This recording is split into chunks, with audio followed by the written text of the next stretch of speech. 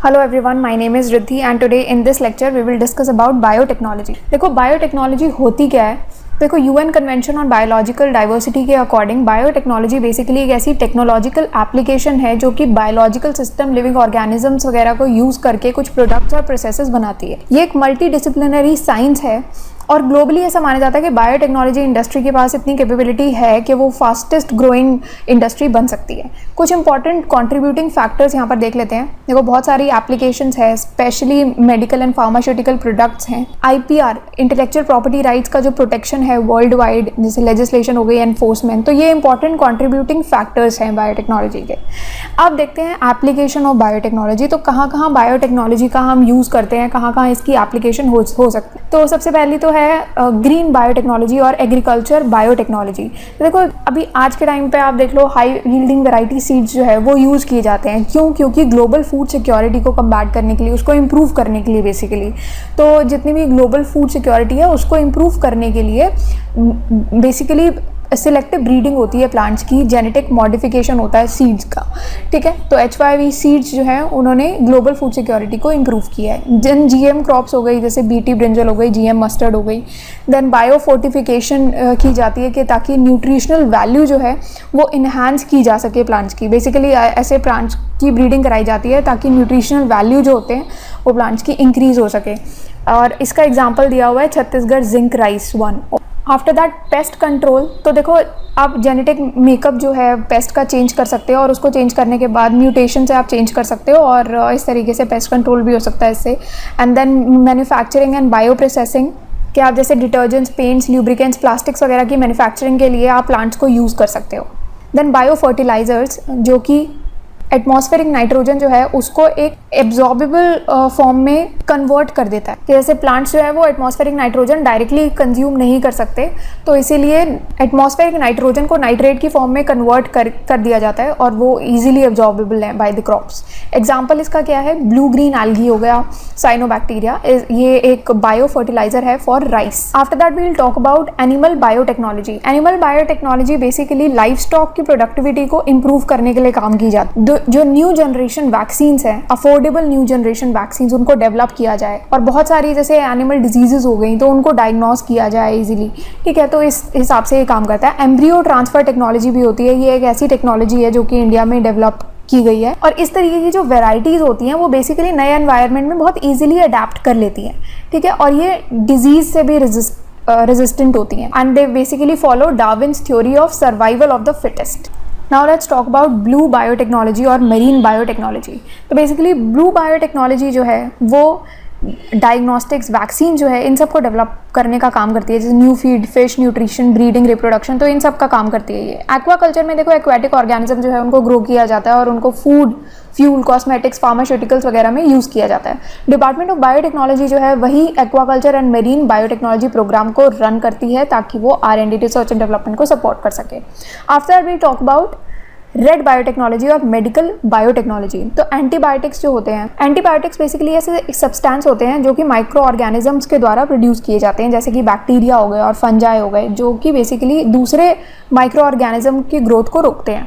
1929 में Alexander Fleming जो है उन्होंने ये डिस्कवर किया था। एग्जाम्पल इसका है फंगस पेनिसिलियम नोटेटम जो है, उसको बेसिकली पेनिसिलिन को प्रोड्यूस करने के लिए यूज़ किया जाता है ताकि वो बैक्टीरियल इन्फेक्शंस को ट्रीट कर सके। पेनिसिलिन जो है वो एक नैरो स्पेक्ट्रम एंटीबायोटिक है जो कि कुछ ही बैक्टीरिया के अगेंस्ट जो है इसको यूज़ किया जाता है। जो ब्रॉड स्पेक्ट्रम एंटीबायोटिक्स हैं वो बहुत सारे अलग अलग तरह के बैक्टीरियम को के अगेंस्ट यूज़ किए जा सकते हैं। अब वैक्सीन्स की बात करते हैं। वैक्सीन्स जो है basically they are made from attenuated disease causing bacteria, जो कि फर्स्ट जनरेशन वैक्सीन्स है, या फिर जेनेटिक इंजीनियरिंग और रिकॉम्बिनेंट DNA टेक्नोलॉजी के द्वारा भी बनाई जाती है, which is also second generation vaccines, या फिर सिंथेसाइज्ड फ्रॉम केमिकल्स, जो कि थर्ड जनरेशन वैक्सीन्स होती हैं। तो इस तरीके से वैक्सीन्स जो है वो बनाई जा सकती हैं। इंपॉर्टेंट टारगेट एरियाज कौन से हैं? जैसे इन्फेक्शियस एंड क्रॉनिक डिजीजेज हो जाती हैं, या vaccines and diagnostics, human genetics and genome analysis, stem cell research and regenerative medicine, ये सारे जो है इंपॉर्टेंट टारगेट एरियाज होते हैं। कोजेनोमिक्स,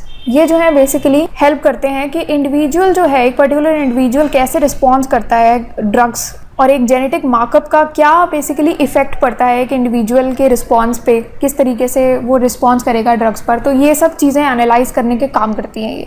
आफ्टर दैट जीन थेरेपी, जो कि जीन थेरेपी के क्या इन्वॉल्व करती हैं, जितने भी जेनेटिक डिसऑर्डर्स होते हैं उनको करेक्ट करने का काम करती हैं ये बेसिकली एक नॉर्मल जीन को जो है इंडिविजुअल में ये डिलीवर करती है या फिर एम्ब्रियो में, ताकि जो भी नॉन फंक्शनल जीन है उसके लिए कंपनसेट किया जा सके। After that we talk about white biotechnology और इंडस्ट्रियल बायोटेक्नोलॉजी। तो बेसिकली जो मास प्रोडक्शन होता है बायोडिग्रेडेबल प्लास्टिक्स का, vegetable oil, biofuels, cheese, yoghurt, alcohol etcetera, ये सब चीज़ें आ जाती है इसमें वाइड बायोटेक्नोलॉजी में। तो फर्मेंटेशन होता है। फर्मेंटेशन बेसिकली एक ऐसा प्रोसेस होता है जिसमें कार्बोहाइड्रेट्स हो गए जैसे शुगर हो गए, उनको अल्कोहल में कन्वर्ट किया जाता है यीस्ट को यूज़ करके। वाइन जो है उसको ग्रेप्स की फर्मेंटेशन से ऑब्टेन किया जाता है। अब जो लेफ्ट ओवर यीस्ट होती है, it is basically a good animal feed and a rich resource of vitamins. ठीक है, तो जितने भी लेफ्ट ओवर यीस्ट, जितनी भी बच जाती है यीस्ट, वो एक एनिमल फीड का काम करती है और वाइटामिन्स का भी एक अच्छा रिसोर्स होती है। इंपॉर्टेंट माइक्रो ऑर्गेनिजम्स, माइक्रोब्स कौन से हैं? Yeast, fungi, moulds, fungi and bacteria, filamentous bacteria which is also actinomycetes. Now let's talk about environment. Bioremediation.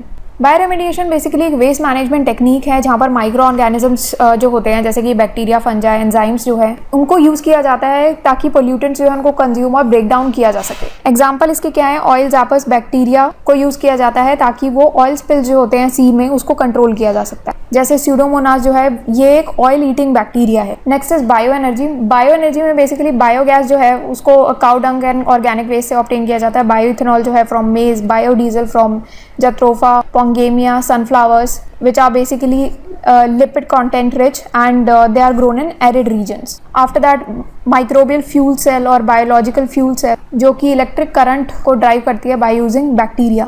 Then biofuels G1, G2, G3, G4, तो ये सब आप क्लास नोट से पढ़ सकते हो। आफ्टर दैट बायो इन्फॉर्मेटिक्स और गोल्ड बायोटेक्नोलॉजी। तो ये बेसिकली एक इंटरडिसिप्लिनरी फील्ड है जो कि बायोलॉजिकल प्रॉब्लम्स जो है उसको एड्रेस करती हैं, कैसे कंप्यूटेशनल टेक्निक्स और डेटा मैनेजमेंट को यूज़ करें। आफ्टर दैट ट्रांसक्रिप्टोम, ये basically they are a set of all messenger RNAs in one cell. तो एक ही सेल में ये एक set of all messenger RNAs होते हैं। Next let's talk about major developments in the field of biotechnology. तो stem cell therapy, DNA technology, assisted reproduction technology, 3 parents baby, gene therapy, GM crops, ये सारे कुछ major developments हुई हैं आज तक बायोटेक्नोलॉजी की फील्ड में।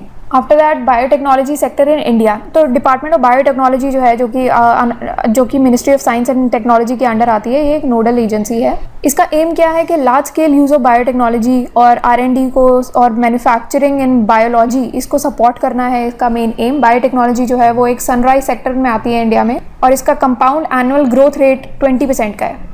इंडिया जो है वो 2% global share of biotech industry hold करती है। इंडियन जो है basically 12 top biotech destinations in the world में आता है और चाइना के बाद सेकंड है ये इसका पोजीशन इंडिया का एशिया। गवर्नमेंट जो है उसने $100 बिलियन का बेसिकली टारगेट सेट किया है 2025 तक का। इंडिया में जो बायोटेक सेक्टर है वो बेसिकली फार्मास्यूटिकल इंडस्ट्री से ज़्यादा डोमिनेटेड है विद 60% शेयर। की ड्राइवर जो है ग्रोथ के क्या है? नेशनल IPR पॉलिसी जो है वो की गई है to speed up IPR filings. तो इंटेलेक्चुअल प्रॉपर्टी राइट्स जितने भी हैं उनकी फाइलिंग्स को और स्पीड अप करने के लिए नेशनल IPR पॉलिसी आई है। And then national biotechnology development strategy 2015 से लेकर के 2020 की, ये बेसिकली इसका एम क्या है कि इंडिया को world class bio manufacturing hub बनाया जा सके। Inclusion in higher education and research. तो नेशनल लेवल पे जितनी भी यूनिवर्सिटीज़ हो गई, IITs हो गई, IISERs हो गए, तो ये सब जो है बेसिकली यहाँ पर रिसर्च और डेवलपमेंट एंड हायर एजुकेशन इसमें प्रमोट किया जा सके, इसके बारे में बात करते हैं। And then establishment of biotech parks through PPPs। Basically public private partnership के थ्रू जो है बायोटेक पार्क्स जो है उसका इस्टेब्लिशमेंट किया जा सके। Now let's talk about FDI policy. तो 100% FDI जो है मेडिकल डिवाइसेस में दिया गया है, up to 100% FDI for brown field और ग्रीन प्रोजेक्ट्स के लिए दिया गया है। बायोटेक्नोलॉजी जो है it is among the 25 sectors under the make in India programme. तो मेक इन इंडिया प्रोग्राम में भी आता है ये। कॉस्ट इफेक्टिव मैन्युफैक्चरिंग है, इसको प्रमोट किया जाता है। Then support for biotech startup. जितने भी बायोटेक स्टार्टअप्स आ रहे हैं जैसे कि बायोरैक का इस्टेब्लिशमेंट हुआ, नए bio clusters, technology transfer offices, biotech equity fund हो गए एक्सेट्रा। देन बायरैक जो है बेसिकली एम्पावर करता है बायोटेक स्टार्टअप्स और एसएमईज़ को फंडिंग से, मेंटोरिंग एंड इंफ्रास्ट्रक्चर सपोर्ट से। ठीक है, तो बायोटेक स्टार्टअप जितने भी हैं उनको सपोर्ट किया जा सकता है। तो ये सब चीज़ें प्रमोट करने की बात की गई है। तो ये था आज का हमारा टॉपिक। बाकी टॉपिक हम लोग नेक्स्ट लेक्चर में पढ़ेंगे।